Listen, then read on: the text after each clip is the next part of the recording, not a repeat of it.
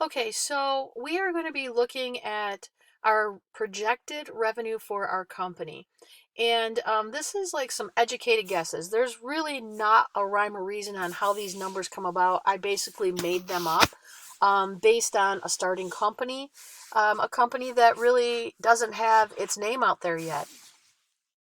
So, this is an Excel spreadsheet that I have already entered all the formulas into. So you would be able to use it accordingly to complete your work. All right. And so that you don't really have to calculate the math per se, you just have to enter some numbers.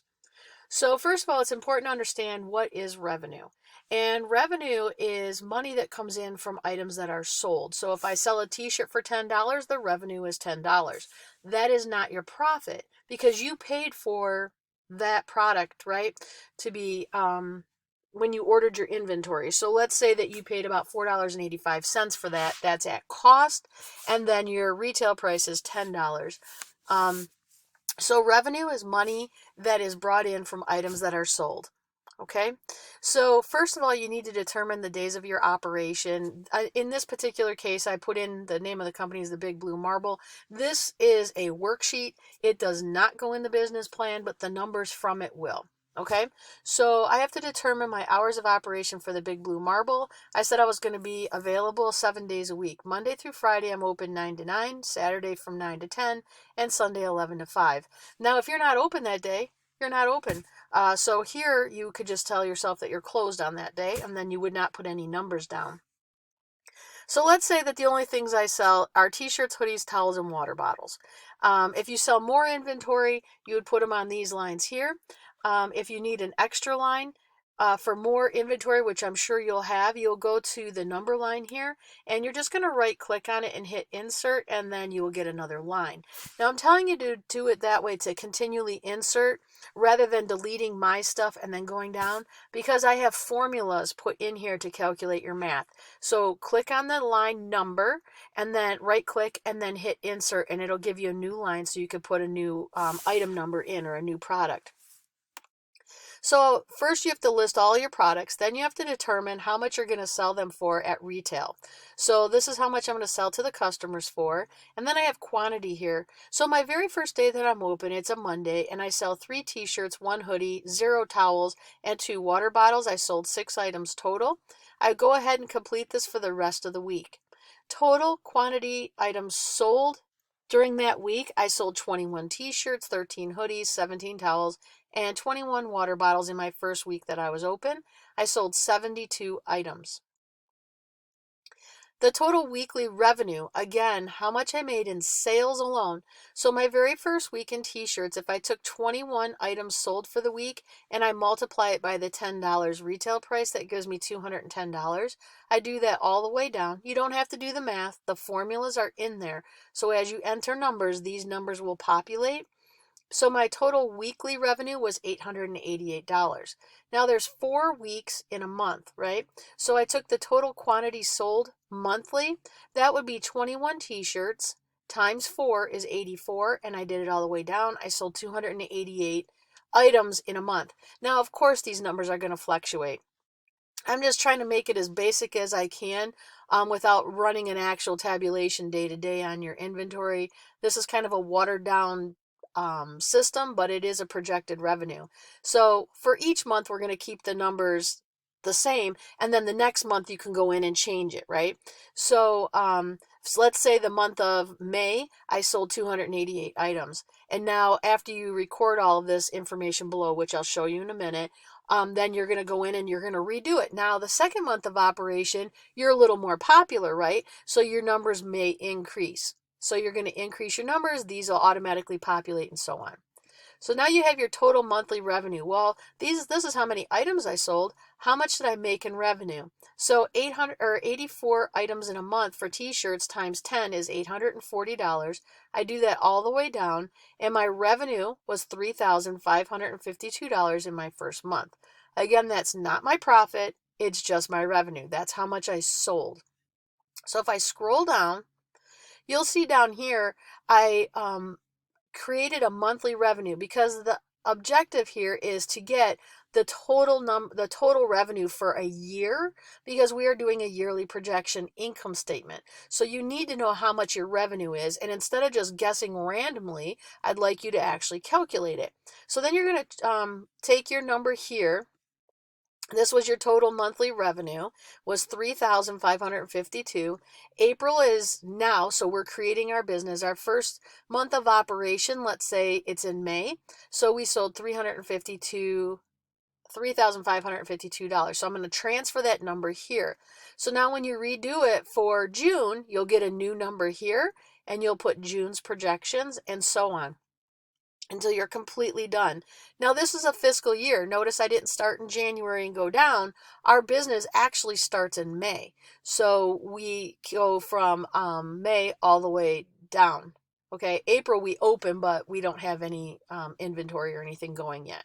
Okay, so notice I made you a little note here. It says transfer this number to revenue, to the revenue section on the projected income. So Friday, I think, when we start the projected income statement, you'll take this number and you're just going to transfer this number onto the income statement. Okay, that should be easy enough, understanding that you're going to do it, multiple times to get all of these answers, right? You're going to keep doing it. Actually, yeah. I'm just looking because April won't be actually calculated in here because it's the opening month. Okay. All right, very good. Then you have COGS. COGS, COGS, that's how you'll see it in accounting terms. It's called cost of goods sold. So we have to monitor how much we're spending on items that are being sold so that we're not calculating that into our revenue. So here, we take the items that we ordered monthly. So before you can even start your business, you have to have some inventory, right? So I ordered, up front, I ordered 100 t-shirts, I ordered 75 hoodies, I ordered 85 towels, and 100 water bottles. So that's what I ordered, okay? Now, I told you that there's a difference between retail and cost. So retail is what the customers will pay. This is the amount the customers are going to pay. The items that I paid at cost is how much the company or the business owner will pay for their products, because we buy in bulk, right? I'm not a customer buying one piece or one t-shirt. I'm buying hundreds. So that means I get it at cost. I get a discounted rate. So I'm buying 100 t-shirts and the company is charging me $4.85 per t-shirt. So when you multiply 100 times $4.85, you get $485. Again, this will tabulate for you because I have formulas in here. It's just going to multiply those two together. And then you have your value of your opening inventory is $2,062.50. That's how much you're going to start for this little business, okay? And then you have the value of the new monthly purchases. So in order to calculate and put together the formulas for COGS, I had to go ahead and do May as well. So you're going to start with this opening inventory in April. You notice this $2,062.50 I brought down here. So in April, I had no beginning inventory. I'm getting ready to open up my store, so I had to buy some inventory. I bought $2,062.50 worth of inventory. I didn't sell anything yet because I'm a brand new store, and my ending inventory for the end of April will be $2,062.50. Now, I had to put in some numbers, so I'm projecting out through May. In May, I said the value of new monthly purchases. Well, I have to keep my store running, so now I have to order more inventory because I'm selling things, right? So I went in and I did some purchases, and this was the amount of my purchases for May inventory. So it would be the end of May, getting ready for June, and I purchased $5,075 worth of inventory. So you'll see here that this is my ending inventory, $2,062.50.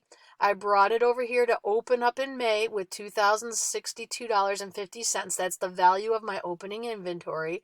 And then at the end of May, I bought $5,075 worth of inventory to restock because I did sell things, right?